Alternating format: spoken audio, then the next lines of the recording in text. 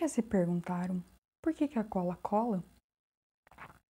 Bom, existem vários tipos de cola no mercado. Cola para sapateiro, cola para tecido, cola para papel, isopor, EVA, colas automobilísticas, colas para vidro, colas daquelas super colas que colam tudo para metal. Bom, uma infinidade. Cola para tudo quanto é tipo de gosto, para o que você precisar. Mas por que tem tanta cola e como que elas sabem qual é o material que elas precisam colar? Bom, é sobre isso que a gente vai discutir hoje. Na vida, a gente tem substâncias de todos os tipos de propriedades diferentes. Sejam substâncias que tenham estados de agregações diferentes, sólido, líquido e gasoso, seja com pontos de fusão e ebulição diferentes, solubilidades diferentes. E todas essas propriedades, elas têm a ver com as interações que essas substâncias possuem. Essas interações são as conhecidas ligações químicas. Quando a gente faz um recorte dessas ligações para conversar um pouquinho sobre os tipos predominantemente covalentes, a gente tem as forças intermoleculares. As forças intermoleculares, elas podem ser divididas em três: do tipo dipolo-dipolo, do tipo dipolo induzido ou forças de London, ou ligações de hidrogênio. Vamos conversar um pouquinho sobre elas agora, então. Vamos começar pelas dipolo-dipolo. As forças do tipo dipolo-dipolo, elas são interações entre moléculas polares. E o que era uma molécula polar mesmo? Vamos relembrar junto então. Vem comigo. Trouxe aqui para vocês a representação da molécula do HCl. Ó. Aqui temos o cloro como roxo e o vermelho como hidrogênio. A molécula do HCl, ela é uma molécula linear. Sua geometria é linear. Ou seja, não tem nenhum par de elétrons sobrando aqui entre eles e eles fazem uma ligação simples. Quando a gente fala, relembrando um pouquinho das conversas de moléculas polares e apolares, as moléculas do tipo polares eram moléculas que tinham seu momento de polar resultante diferente de zero. Bom, vamos relembrar então no HCl. O HCl é uma molécula que possui átomos diferentes com eletronegatividades diferentes. Por essa molécula possuir átomos com eletronegatividades diferentes, ou seja, lembrando lá da fila de eletronegatividade, flúor, oxigênio, nitrogênio, cloro e assim vai, até chegar lá no final no hidrogênio, a gente sabe que o cloro é mais eletronegativo que o hidrogênio. Então vamos olhar mais de pertinho essa molécula. Bom, quando discutimos o cloro e o hidrogênio, a gente sabe que o nosso amigo cloro, ele é mais eletronegativo que o hidrogênio. Tá, mas o que quer dizer que o cloro é mais eletronegativo que o hidrogênio? Relembrando também o conceito de eletronegatividade, a gente lembra que um átomo mais eletronegativo é aquele que tem a tendência de puxar mais, atrair mais os elétrons para pertinho dele. Sabendo disso, a gente sabe que o cloro vai puxar mais os elétrons para perto dele quando comparado ao hidrogênio. Com isso, puxando esses elétrons mais para perto deles, ele vai deslocalizar esses elétrons e vai criar uma densidade de carga negativa em cima dele. Bom, quando o nosso amigo cloro puxa mais os elétrons para perto dele, ele cria uma densidade de carga negativa sobre ele. Com isso, o nosso amigo hidrogênio vai possuir uma densidade de carga positiva em cima dele, já que o cloro puxa todos os elétrons para pertinho dele. Bom, quando o nosso amigo HCl fica com essas densidades de carga, quando outra molécula chega pertinho dele, elas interagem através dessas cargas. Tá, Mariana, mas o que isso significa? Significa que a densidade de carga de um vai ser atraída pela densidade de carga da outra molécula que está ali por pertinho, uma molécula vizinha, e vice-versa. Da mesma forma que a densidade de carga negativa do cloro vai se aproximar com a densidade de carga positiva do hidrogênio. Vamos olhar de pertinho de novo? Quando chego lá uma moléculazinha por aqui dando sopa, também com as densidades de carga aqui, vai ocorrer essa interação aqui. A densidade de carga negativa com a densidade de carga positiva e a densidade positiva com a negativa e criaria uma grande rede.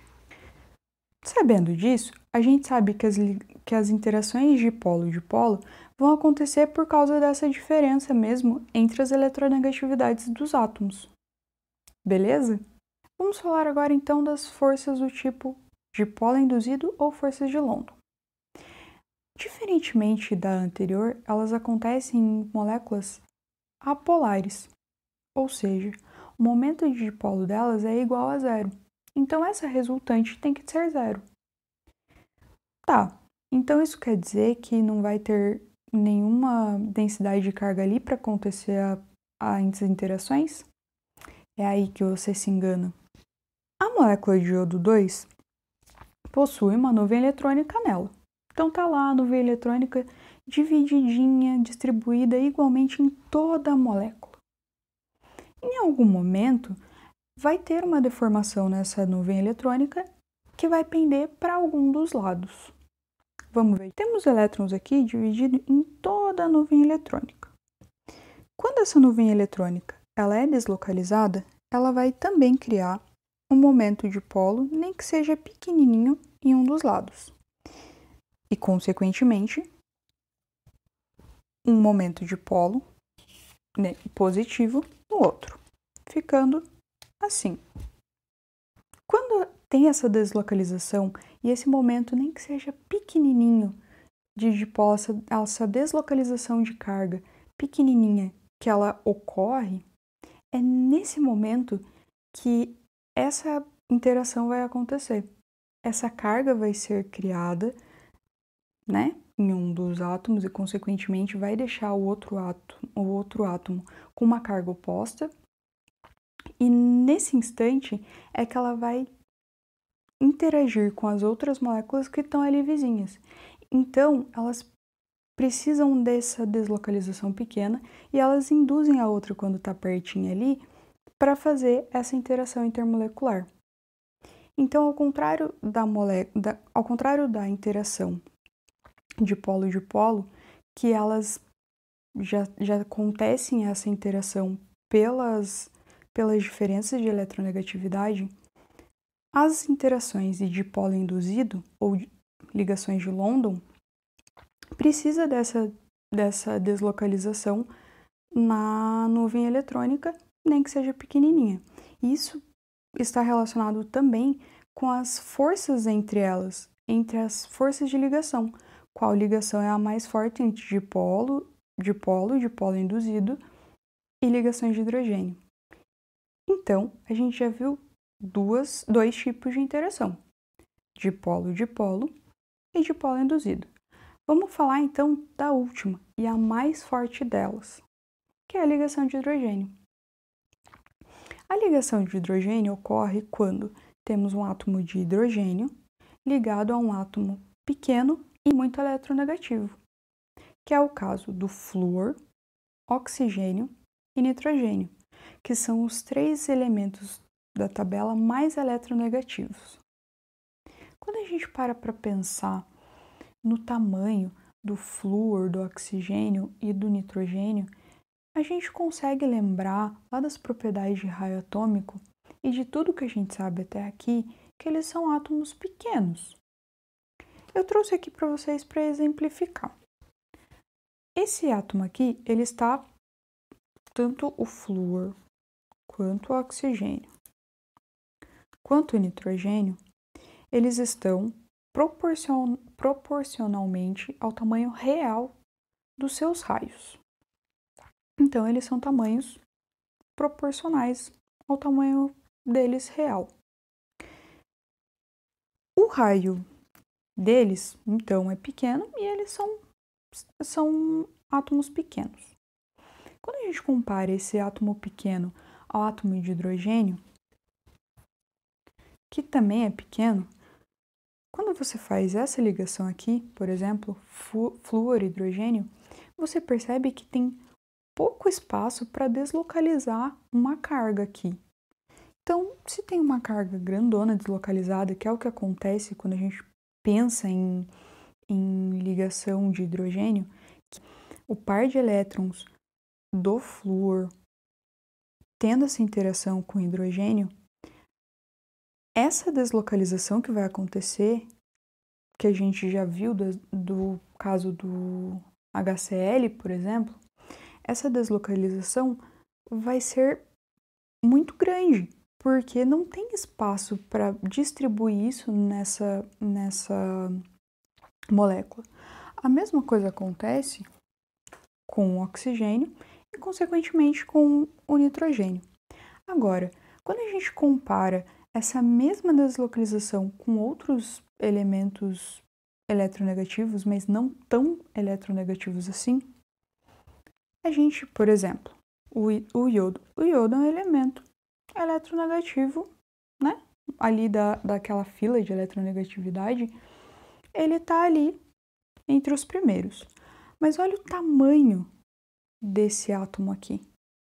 Ele é muito grande. E quando acontece a deslocalização, ou seja, quando tem essa carga deslocalizada, essa densidade de carga negativa deslocalizada, ela tem muito espaço para se distribuir. E por isso que a gente fala que as ligações de hidrogênio acontecem entre átomos pequenos, que são esses três, e muito eletronegativos. Porque tem essa forte tendência de puxar os elétrons e ter essa deslocalização de carga. Então, essa deslocalização de carga é muito grande e é a partir dela que acontecem as ligações do hidrogênio com os outros átomos vizinhos. Então, por exemplo, quando a gente pega o HF, que é o ácido fluorídrico, essa deslocalização e essa densidade de carga em cima do hidrogênio vai interagir com uma outra molécula de ácido fluorídrico, com uma outra molécula de ácido fluorídrico, fazendo com que tenha uma interação muito forte por ter essa deslocalização de carga muito forte. Bom, isso também acontece com o nitrogênio e com o oxigênio.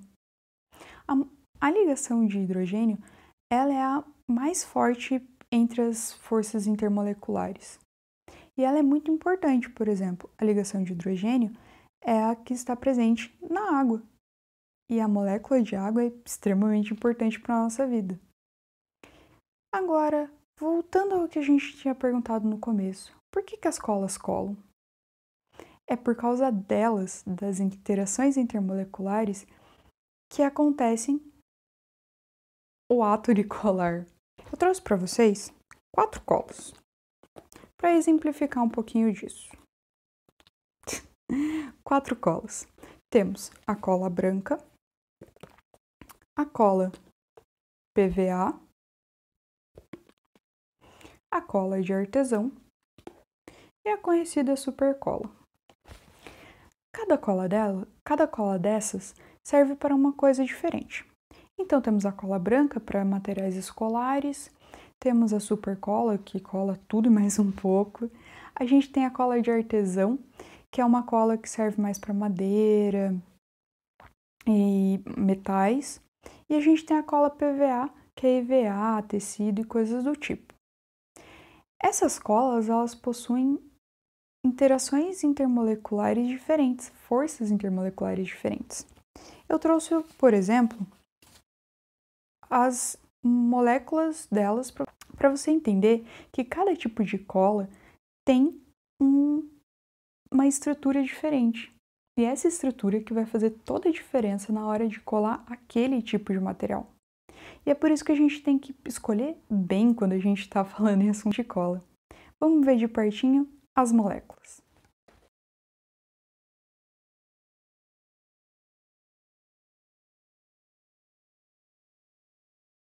Então, essas moléculas é que são responsáveis pelas interações com cada tipo de material. Elas são colos, mas elas possuem estruturas completamente diferentes. E é toda essa discussão das interações intermoleculares que a gente fez hoje, nessa aula, que a gente consegue entender por que as colas colam. Elas colam porque cada estrutura tem uma afinidade com aquele material que ela é destinada por causa das interações intermoleculares. Legal, né? Agora você já sabe por que as colas colam. E as forças intermoleculares não explicam só isso não, viu? Elas explicam, por exemplo, por que a lagartixa sobe a parede sem cair. Elas explicam um monte de coisa. Essa que é a mágica da química. Por hoje é isso. Eu espero que você tenha gostado dessa aula e que tenha tirado um pouquinho das suas dúvidas sobre essas forças intermoleculares. Agora fico com um resumo dos principais conceitos que a gente viu nessa aula. E espero te ver em breve. Tchau!